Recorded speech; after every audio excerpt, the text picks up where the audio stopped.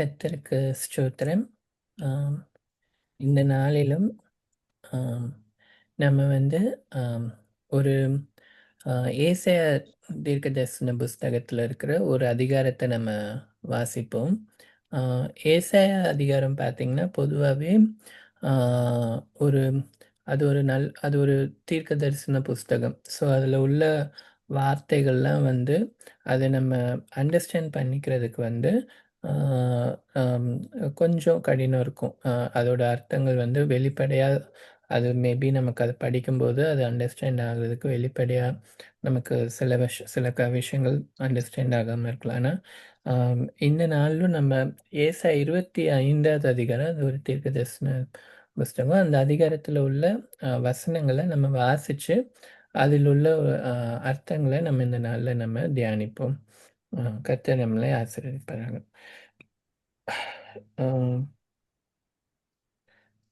Sorry, ஏசாயா 24, 25 இல்ல, ஏசாயா 24. நான் அதில் உள்ள வசனங்களை வாசிக்கிறேன். முதல் கொஞ்சம் வசனம். இதோ, கர்த்தர் தேசத்தை வெறுமையும் பாழுமாக்கி அதை கவிழ்த்து அதன் குடிகளை சிதறடிப்பார். அப்பொழுது ஜனத்துக்கு எப்படியோ அப்படியே ஆசாரியனுக்கும், வேலைக்காரனுக்கு எப்படியோ அப்படியே எஜமானனுக்கும், வேலைக்காரிக்கு எப்படியோ அப்படியே எஜமானிக்கும், கொண்டவனுக்கு எப்படியோ அப்படியே விற்றவனுக்கும், கடன் கொடுத்தவனுக்கு எப்படியோ அப்படியே கடன் வாங்கினவனுக்கும், வட்டி வாங்கினவனுக்கு எப்படியோ அப்படியே வட்டி கொடுத்தவனுக்கும் எல்லாருக்கும் சரியாக நடக்கும். தேசம் முழுவதும் கொள்ளையாகி முற்றிலும் வெறுமையாகும். இது கர்த்தர் சொன்ன வார்த்தை. தேசம் புலம்பி வாடும், பூமி சத்துவமற்று உலர்ந்து போகும்.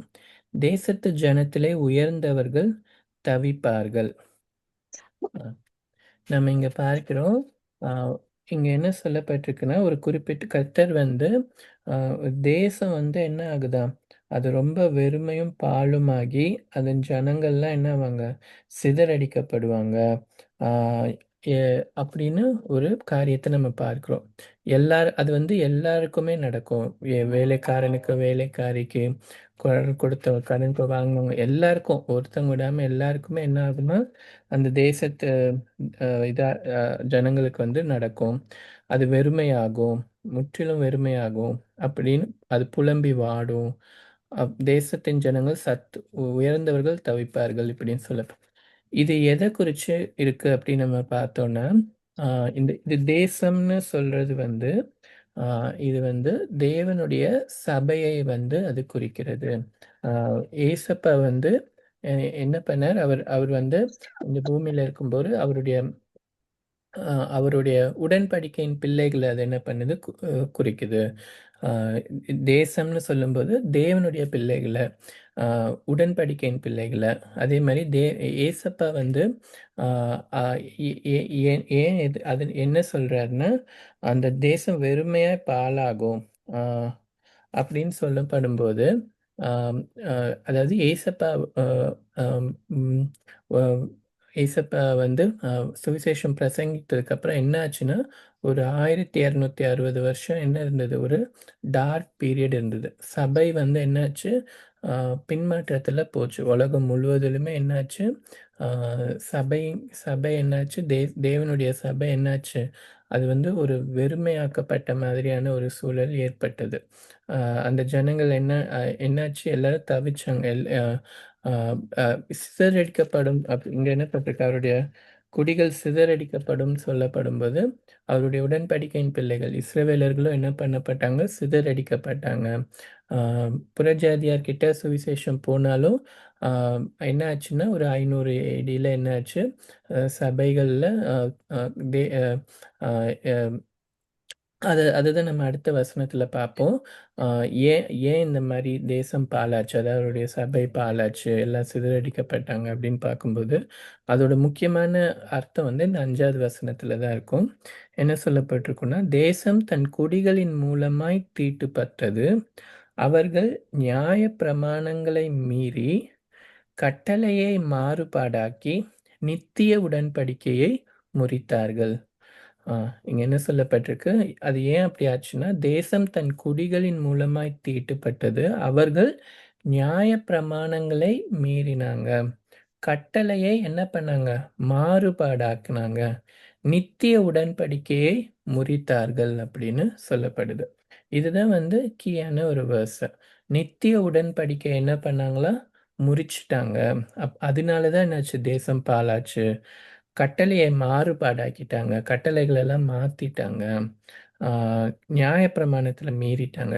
இது இது பார்த்தீங்கன்னு வச்சுக்கோங்களேன், இங்க சொல்லப்பட்டிருக்க இந்த ஒரு முக்கியமான ஒரு கீ வேர்ஸ் என்னன்னா, நித்திய உடன்படிக்கை. நித்திய உடன்படிக்கையை முறிச்சுட்டாங்க. ஆ அப்படின்னு பார்க்குறோம். நித்திய உடன்படிக்கைன்னா என்ன? அ எவர்லாஸ்டிங். அ எப்பவுமே நிலைச்சிருக்கிறதான ஒரு காரியம். நித்திய நித்தியமா நம்ம நித்திய நித்தியம்னா என்னன்னா, அதுக்கு ஆரம்பமும் இல்ல, அ முடிவும் கிடையாது. அது எப்பவுமே இருக்கக்கூடியது. அதுதான் நித்தியம்.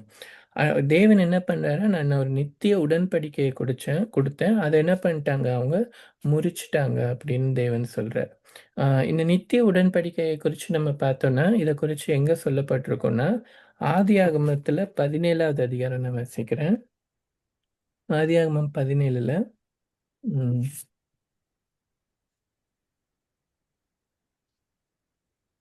ம்.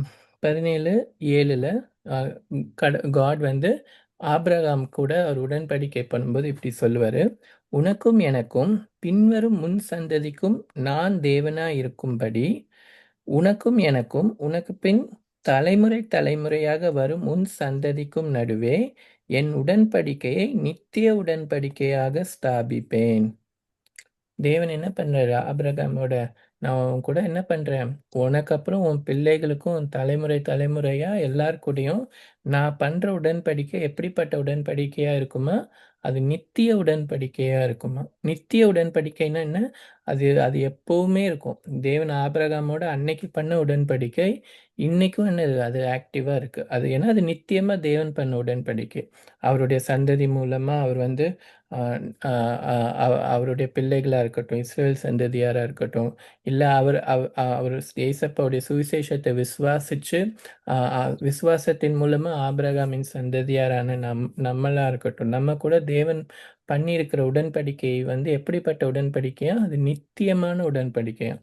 ஆ ஏசப்பா தேவன் பண்றது வந்து அதுக்கு முடிவே கிடையாது. சந்ததி சந்ததியா அந்த உடன்படிக்கை என்ன பண்ணும்? நிலைத்திருக்கக்கூடிய ஒரு உடன்படிக்கை தான் தேவன் என்ன பண்ணார்? ஏற்படுத்தினார். ஒரு உடன்படிக்கைன்னு பார்க்கும்போது, அதுல வந்து அது என்னன்னா ஒரு அக்ரீமெண்ட். ஆ அது 2 பேருக்கு நடுவுல பண்ற ஒரு பாண்ட் மாரி, ஒரு சைன் மாரி. அந்த உடன்படிக்கைக்கு என்ன இருக்கும்? எப்பவுமே ஒரு டெர்ம்ஸ் இருக்கும். நம்ம இத செஞ்சோம்னா, அந்த உடன்படிக்கை வந்து நிலைச்சிருக்கும். இப்போ ஆபிரகாமோட பண்ணும்போது தேவன் என்ன சொன்னார்ன்னா, அவங்க சந்ததியார் வந்து என்ன பண்ணணும்? சர்க்கம்சிஷன் பண்ணணும். ஆ அந்த ஒரு அத வந்து ஒரு கட்டளையா குடுத்திருந்தார். அத அது அது எதுக்குன்னா, அந்த உடன்படிக்கைக்கு ஒரு அடையாளமா. அவங்க அத செய்யும்போது என்ன பண்ணாரு? காட் வந்து அவங்க கூட அந்த உடன்படிக்கைய வந்து நிறைவேற்றிக் கொண்டிருந்தார். அத அவங்களுக்கு ஒரு கட்டளையா கொடுத்திருந்தார். சர்க்கம்சிஷன் பண்ணணும் அப்படின்றது. ஆனா, ஏசப்பா என்ன பண்ணாரு?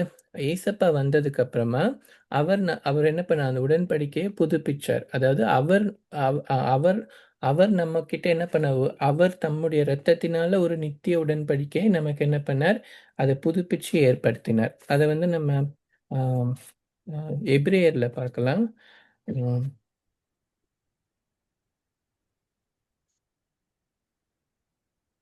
அ எபிரேயர் 10வது அதிகாரம்.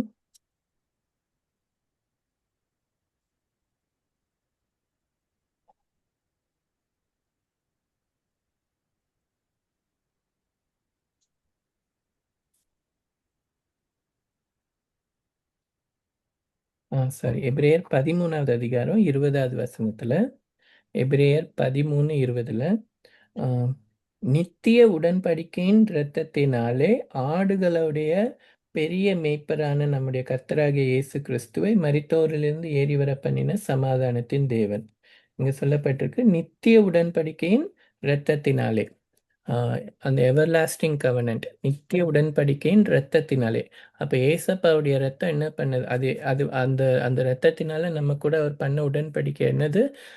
நம்ம ஆபிரகாமோட தேவன் சொன்ன அதே நித்திய உடன்படிக்கை. அதே உடன்படிக்கை இயேசப்பா நம்ம கூட என்ன பண்ணாரு? அவருடைய இரத்தத்தினால அந்த உடன்படிக்கைக்கு பங்குள்ளவர்கள நம்மளையும் என்ன பண்ணியிருக்கிறாரு? இணைச்சிருக்கிறார்.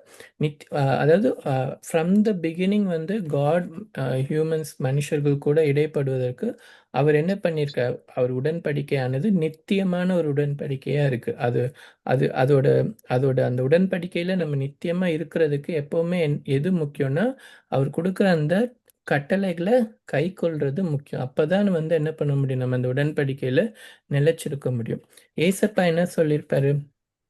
மத்தேயு 28ல ஆ அவர் பூமியிலேருந்து எடுத்துக்கொள்ளப்படுறதுக்கு முன்னாடி கடைசியா அவர் என்ன சொல்லுவாருன்னா, இதோ நான் உங்களுக்கு கட்டளையிட்ட யாவையும் அவர்கள் கைக்கொள்ளும்படி அவர்களுக்கு உபதேசம் பண்ணுங்கள். இதோ உலகத்தின் முடிவு பரியந்தம் சகல நாட்களிலும் நான் உங்களுடனே இருக்கிறேன். ஏசப்பா என்ன சொல்லிட்டு போனாருன்னா, நான் உங்களுக்கு என்னெல்லாம் கட்டளையிட்டேனோ, என்னுடைய கமாண்ட்மெண்ட்ஸ் நீங்க இதெல்லாம் செய்யணும் அப்படின்னு நான் எதெல்லாம் கட்டளையிட்டிருக்கேனோ, அதெல்லாம் என்ன பண்ணுங்க, நீங்க போய் உபதேசம் பண்ணுங்க. அத எல்லாருக்கும் சொல்லி அத ஃபாலோ பண்ண சொல்லுங்க. நான் எப்பவும் உங்க கூட இருப்பேன். ஏன்னா ஏசப்பா உடன்படிக்கை பண்ணும்போது அந்த ஒரு டெர்ம்ஸையும் அவர் சொல்றாரு. என் கட்டளைகள நீங்க என்ன பண்ணணும்? கைக்கொள்ளணும். நான் உங்களுக்கு குடுத்த கமாண்ட்மெண்ட்ஸ் என்ன? நான் உங்களுக்கு கொடுத்த ஆர்டினன்ஸஸ் என்ன? ஆனா பார்த்தீங்கன்னா, சபையில என்ன பண்ணிட்டாங்க, ஒரு 500 ஏடி டைம்ல என்ன ஆச்சு, அ அந்த கட்டளைகள் ஏசப்பா குடுத்த கட்டளைகள் என்ன பண்ணிட்டாங்க, அத மாத்திட்டாங்க. இங்க நம்ம வாசிச்ச மாரி கட்டளையை மாறுபாடாக்கி, நித்திய உடன்படிக்கையை முறித்தார்கள் என்று பார்க்கும்போது, சபையில என்னாச்சு, அந்த டார்க் ஏஜஸ் வந்தது. ஸோ கட்டளை பேப்டிசம்ஸ்லாம் என்னாச்சு, ஆர்டினன்ஸ்லாம் மாறுச்சு. எல்லாருக்கும் குழந்தைங்களுக்கு கூட பேப்டிசம் குடுக்கலான்னு வந்துச்சு. அப்புறம் தேவன் ஏசப்பா குடுத்த எல்லா ப்ரீச்சிங்ஸ்லயும் என்னாச்சு, அது அந்த கட்டளைய மாற்றும்போது என்ன ஆயிடும்னா, ஏசப்பா என்ன பண்றாரு, நான் வந்து என்ன பண்ண மாட்டேன், அந்த அத்தாரிட்டிய நான் குடுக்க மாட்டேன். நான் என்ன அவரு அதான் தேசம் வெறுமையாறது, அது தவிக்கிறது. ஏன்னா வந்து அவர் என்ன பண்றாரு, அவர் இடைப்படுறது வந்து அந்த கட்டளை அந்த கவனன்ட் என்ன பண்ணிடுறாங்க, மீறிடுறாங்க. அதுதான் என்னாச்சு சபையில நடந்தது. ஆ இது நிமித்தம் அடுத்த அதே எசேயா 25 6வது வசனம் வாசிக்கிறேன். இது நிமித்தம் சாபம் தேசத்தை பட்சித்தது. அதன் குடிகள் தண்டிக்கப்பட்டார்கள். தேசத்தார் தகிக்கப்பட்டார்கள். சிலர் மாத்திரம் மீந்திருக்கிறார்கள். ஸோ, இது எவ்வளோ காலம் போச்சு? நம்ம இருக்கிற இந்த காலகட்டம் வரைக்கும் அந்த அந்த அந்த டார்க் ஏஜஸ்ன்னு சொல்லப்படுகிற காரியம் அ இருந்தது. ஆனா, இந்த நாட்கள்ல தேவன் என்ன பண்ணியிருக்கிறாரு? அவர் தம்முடைய சுவிசேஷத்த, அந்த நித்திய சுவிசேஷத்த அவர் என்ன பண்ணியிருக்கிறாரு? ரீஸ்டோர் பண்ணியிருக்கிறாரு. அத மீண்டுமா என்ன பண்ணியிருக்கிறார்? கொண்டு வந்திருக்கிறார். நம்ம அந்த ஆ வெளிப்படுத்தின விசேஷத்துல அந்த வசனத்த நம்ம வாசிக்கும்போது தெரியும். ஆ ஏதோ ஆ வெளிப்படுத்தின விசேஷம் 14ல பின்பு வேறொரு தூதன் வானத்தின் மத்தியிலே பறக்கக் கண்டேன். வெளிப்படுத்தின விசேஷம் 14:6ல. வேறொரு தூதன் வானத்தின் மத்தியிலே பறக்கக் கண்டேன். அவன் பூமியிலே வாசம் பண்ணுகிற சகல ஜாதிகளுக்கும், கோத்திரத்தாருக்கும், பாஷைக்காரருக்கும், ஜனக்கூட்டத்தாருக்கும் அறிவிக்கத்தக்கதாக நித்திய சுவிசேஷத்தை உடையவனாயிருந்து அவன் அந்த தூதன் என்ன வச்சிருந்தாரா? நித்திய சுவிசேஷத்த என்ன பண்ணாரு? He brought it back. அத வந்து திரும்ப கொண்டு வந்தாரு. அப்போ தேவன் வந்து இந்த அ ம அவங்க கட்டளைய மாறுபாடாக்கி, நித்திய உடன்படிக்கை சபை முறிச்சிருந்தப்போ, அத புதுப்பிக்கிறதுக்காக தேவன் ரீஸ்டோர் பண்றதுக்காக காடோட திட்டம் என்ன? அதுக்காக தான் என்ன பண்ணார்? நம்ம நம்ம இந்த இந்த காலகட்டத்தில நம்ம நம்ம கையில Bible and Book of Mormon 2மே நம்ம கையில கொடுக்கப்படுறது என்னன்னா, அது வந்து அந்த நித்திய சுவிசேஷத்தை தேவன் என்ன பண்ணியிருக்கிறாரு, அ அறிவிக்கத்தக்க அந்த தூதன் கொண்டு வந்த நித்திய சுவிசேஷம் நமக்கு என்ன பண்ணப்பட்டிருக்கு? ரீஸ்டோர் பண்ணப்பட்டிருக்கு இந்த காலகட்டத்தில. ஸோ அதுதான் நம்ம இங்க பார்க்கிறோம். அ 7வது வசனத்தில, "திராட்சரசம் துக்கம் கொண்டாடும், திராட்சை செடி வதங்கும், மனக்களிப்பாயிருந்தவர்கள் எல்லாரும் பெருமூச்சு விடுவார்கள்." திராட்சை செடி, திராட்சை ரசம்னு சொல்லும்போதே, அது எத குறிக்கும்னா, நான் ஏசப்பா தேவனுடைய சபையை குறிக்கும். அ இப்ப இந்த அவங்க நித்திய உடன்படிக்கையை முறிக்கும்போது என்ன ஆகுதா, திராட்சை செடி துக்கம் கொண்டாடும். அது வதங்கும். அவருடைய சபை என்ன ஆகுது? அது வதங்குது. அது வந்து என்ன ஆகுது? அதுக்கு ஒரு செழிப்பு இல்ல. அதோட சத்தியத்தினால அது நிரப்பப்படாம இருந்தது அந்த டார்க் ஏஜஸ்ல.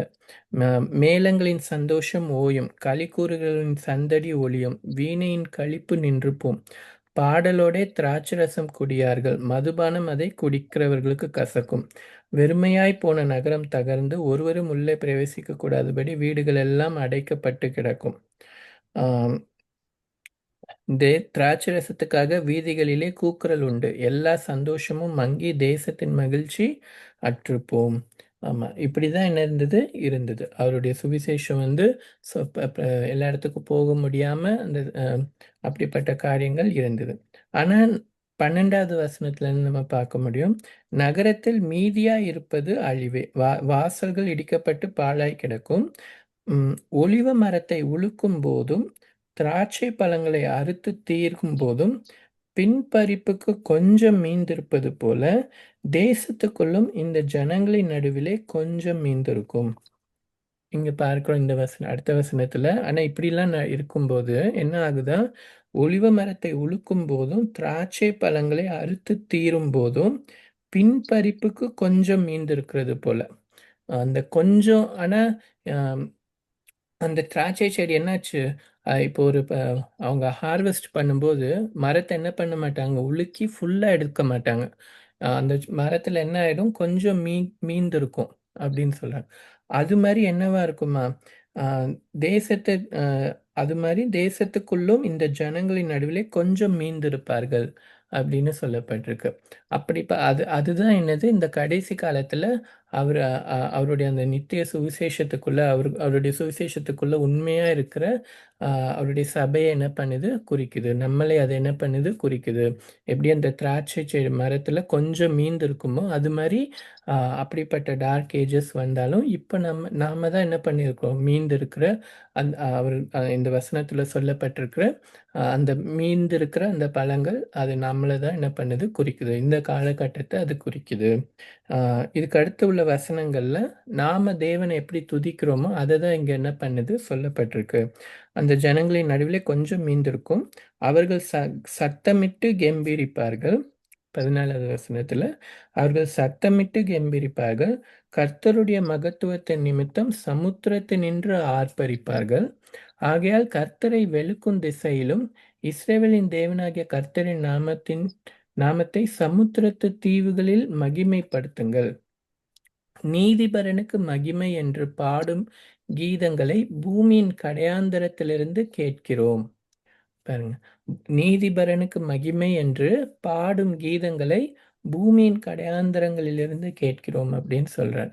அதுதான் என்ன பண்ணுது, இந்த கடைசி காலகட்டத்திலும் இருக்கிற தேவன் தம்முடைய நித்திய உடன்படிக்கை, நித்திய சுவிசேஷத்தை ரீஸ்டோர் பண்ணியிருக்கிற போது, அவர் எப்படி அந்த மரத்துல மீந்திருக்கிற மாரி நம்ம கொஞ்சமா இருந்தா, நாம எப்படி அவர என்ன பண்ணுவோமா?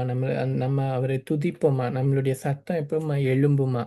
நாம என்ன பண்றோம்? நீதிபரனுக்கு மகிமை என்று பாடும் கீதங்கள். அ அவருடைய பிள்ளைகள் என்ன பண்ணுவாங்க? அ கொஞ்சம் பேர் என்ன பண்ணியிருப்பாங்க, அந்த கடைசி காலத்திலும் அ அவர் என்ன பண்ணுவாரு?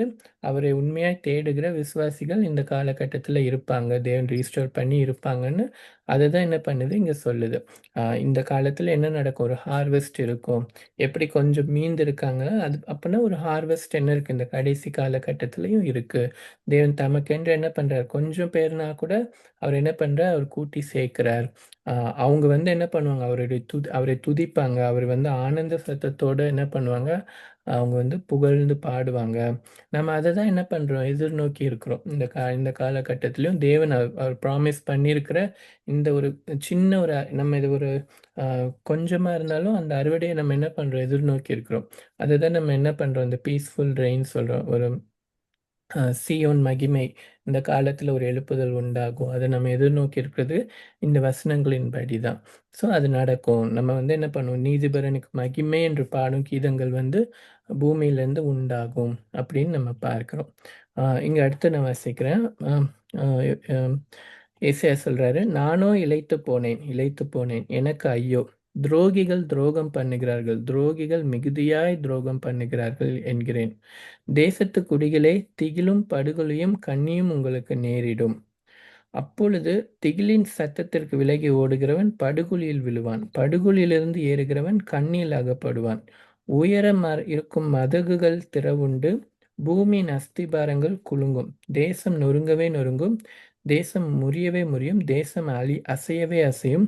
வெறித்தவனைப் போல் தேசம் தள்ளாடி ஒரு குடிலை போல் பெயர்ந்து போடப்படும்.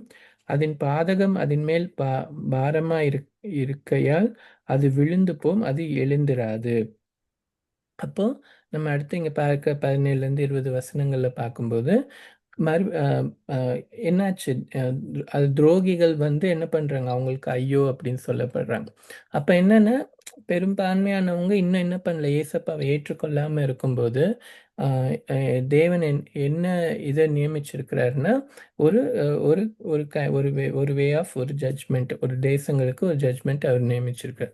இதுக்கு மேல உள்ள வசனங்கள் வச்சு பார்க்கும்போது, இது வந்து கடைசி காலத்துல நடக்கக்கூடிய அ அந்த அ அ இயேசப்பாவுடைய வருகைக்கு முன்பாக நடக்கக்கூடிய அந்த உபத்திரவத்தின் காலம்னு சொல்லக்கூடிய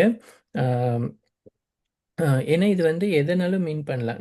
இப்ப நம்ம சியோன் ஸ்தாபிக்கப்படும், அவருடைய பீஸ்ஃபுல் ரெய்ன் எஸ்டாப்ளிஷ் ஆகும்னு நம்ம எதிர்பார்க்கிறோம். ஸோ அதுக்கு முன்னாடியும் ஒரு ஒரு ஜட்ஜ்மெண்ட் இருக்கும்னு நம்ம எதிர்பார்க்கிறோம். ஆனா இதுக்கப்புறம் உள்ள காரியங்கள் பார்க்கும்போது, இது அத குறிக்கல. அதுக்கு அடுத்து ஏசப்பாவுடைய 2ஆம் வருகைக்கு முன்பாக என்ன இருக்க போது? ஒரு ஜட்ஜ்மெண்ட் இருக்க போது. தேசத்துக்கு என்ன இருக்கு? ஒரு நம்ம நெறைய இடங்கள்ல பார்க்க முடியும். தானியேல்லயும் பார்க்க முடியும். ஒரு பெரிய என்ன இருக்கு? ஒரு உபத்திரவத்தின் காலம் இருக்க போது. அத குறிச்சு தான் அவர் என்ன சொல்றாரு? ஏன்னா, அந்த துரோகிகள் மிகுதியா பெருகி இருக்கிறதுனால தேவனுடைய ஜட்ஜ்மெண்ட் வரப்போகுது. அப்ப என்ன ஆகும்? ஆ இங்க ப ப படிச்ச மாரி திகிலுக்கு சத்தத்துக்கு விலகி ஓடுகிறவன் படுகுழியில் விழுவான். படுகுழியிலிருந்து ஏறுகிறவன் கண்ணியில் அகப்படுவான். எல்லாரும் என்ன பண்ணுவாங்க? They will be get into trouble. ஒரு பெரிய தப்பிக்க முடியாத மாரியான ஒரு உபத்திரவம் வரும். ஆ அப்படின்னு சொல்லப்பட்டிருக்கு. 21வது வசனத்துல, அக்காலத்திலே கர்த்தர் உன்னதமான சேனையை உன்னதத்திலும், பூமியின் ராஜாக்களை பூமியிலும் விசாரிப்பார். காட் என்ன பண்ணுவாராம்? உன்னதமான சேனையை உன்னதத்திலும், பூமியின் ராஜாக்களை பூமியிலும் விசாரிப்பார். தேவன் வந்து விசாரிப்பார். அப்ப ஏசப்பா 2ஆம் வருகையில வரும்போது அவர் என்ன பண்ணுவாரு? வானத்தின் உன்னதமான சேனைன்னு சொல்றது, அந்த லிஜியன்ஸ், அந்த சாத்தான் கூட்டத்த என்ன பண்ணுவாரு? அவர் ஏசப்பா என்ன பண்ணுவாரு? அதை முறியடிச்சு அ அத என்ன பண்ணுவார்? கட்டி போடுவார். அதே மாரி பூமியிலயும் என்ன பண்ணுவாங்க? அவருக்கு விரோதமா எழும்பி வருகிற எல்லா அ ராஜாக்கள், எல்லா அ ஜனங்களும் என்ன பண்ணுவாங்க? முறியடிக்கப்படுவாங்க. அதுதான் நம்ம என்ன பண்றோம்? எதிர்பார்க்கிறோம். ஏசப்பாவோட 2ஆம் வருகையில அவர் ராஜாதி ராஜாவா அவர் என்ன பண்ண வரப்போறார். வரும்போது அவர் நியாய தீர்ப்பை செலுத்துகிறவரா என்ன பண்ணுவார்? அவர் வருவார். அ அவர்கள் 22வது வசனத்துல, அவர்கள் கெபியிலே ஏகமாய் கட்டுண்டவர்களாய் சேர்ந்து, காவலில் அடைக்கப்பட்டு அநேக நாள் சென்ற பின்பு விசாரிக்கப்படுவார்கள். ஆ என்ன பண்ணுவார் இயேசப்பா? அவங்க அவங்க கெபியில ஏகமாய் கட்டுண்டவர்களாய் சேர்ந்து, ஆ நமக்கு அதாவது அவருடைய 2ஆம் வருகையில, அவர் சாத்தானையும் அவனுடைய கூட்டத்தையும் என்ன பண்ண போறாரு?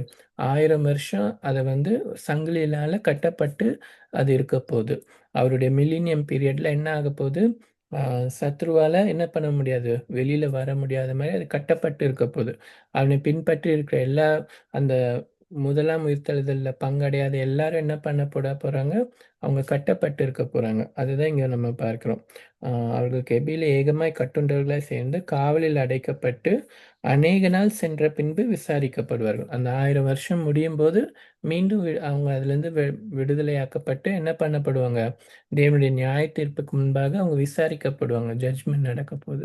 அப்போ அவங்க எல்லாரும் என்ன பண்ணுவார்? ஏசப்பா தேவன் வந்து அ ஏசப்பா என்ன பண்ண போறாரு? ஜட்ஜ்மென்ட் குடுக்க போறாரு. அதுக்கப்புறம் பார்த்தீங்கன்னா, கடைசி வசனத்துல 23வது வசனத்துல, அப்பொழுது சேனைகளின் கர்த்தர் சீயோன் மலையிலும், எருசலேமிலும் ஆளுகை செய்வதால், சந்திரன் கலங்கும், சூரியன் நாணமடையும். அவருடைய மூப்பர்களுக்கு முன்பாக மகிமை உண்டாயிருக்கும். அதுக்கப்புறம் என்ன நடக்க போகுது? ஏசப்பா என்ன பண்ண போறார்? அந்த பரம எருசலேம் பூமியில என்ன பண்ண போது? ஸ்தாபிக்கப்பட போது. அப்போ ஏசப்பா தான் என்ன பண்ண போறார்? கர்த்தர் சீயோன் மலையிலும், எருசலேமிலும் ஆளுகை செய்வதால். எ கர்த்தரே என்ன பண்றாரு? ஆளுகை செய்றதுனால, சந்திரன் கலங்கும், சூரியன் நாணம் அடையுமாம். ஆ அவரே என்ன பண்ணுவாரா? அவர் தான் ஒளியா இருப்பாராம். இது நம்ம ரெவலேஷன்ல கூட பார்க்க முடியும். அ யோவான் சொல்லியிருப்பாரு. ம். ஆம். ம். வெளிப்படுத்தின விசேஷம் 21 21 22ல அதிலே தேவாலயத்தை நான் காணவில்லை. சர்வ வல்லமையுள்ள தேவனாகிய கர்த்தரும் ஆட்டுக்குட்டியானவருமே அதற்கு ஆலயம். நகரத்திற்கு வெளிச்சம் கொடுக்க சூரியனும் சந்திரனும் அதற்கு வேண்டுவதில்லை. தேவனுடைய மகிமையே அதை பிரகாசிப்பித்தது. ஆட்டுக்குட்டியானவரே அதற்கு விளக்கு. ஆமா. வெளிப்படுத்தின விசேஷத்துல அந்த நம்ம அதுதான் என்ன பண்றோம்? எதிர்நோக்கி இருக்கிறோம். ஏசப்பாவுடைய அந்த நித்தியமான அவருடைய ஆளுகை. அவர் அந்த பரம எருசலேம் பூமியில ஸ்தாபிக்கப்படும்போது, ஆம், அதுல வந்து அவர் என்ன பண்ணுவார்? அவர் ஆளுகை செய்வார். கர்த்தரும் ஆட்டுக்குட்டியானவரும் ஆளுகை செய்யும்போது, ஏஸ் அ அ எ அ ஆட் ம் ஆட்டுக்குட்டியானவரே அதற்கு விளக்கு. அங்க என்ன தேவையில்லையா? சந்திரனும், சூரியனும் தேவையில்லையா? அவருடைய மகிமையே பிரகாசிக்கும். அவரே என்ன பண்ணுது? வெளிச்சமா என்ன பண்ணுவாரு? இருப்பார் உலகிற்கு. நம்ம எல்லாருக்கும் அவர் வெளிச்சமா அவர் என்ன பண்ணுவார்? இருப்பார். அதே அதே காரியத்த தான் இங்க ஏசாயாவும் சொல்கிறார். அந்த அந்த அவர் என்ன பண்ண போறார்? சியோன் மலையிலும், எருசலேமிலும் இருந்து என்ன பண்ண போறார்? ஆளுகை செய்ய போகிறார். அவரே வெளிச்சமா இருக்க போகிறார். அ அவருடைய மூப்பர்களுக்கு முன்பாக மகிமை உண்டாயிருக்கும்.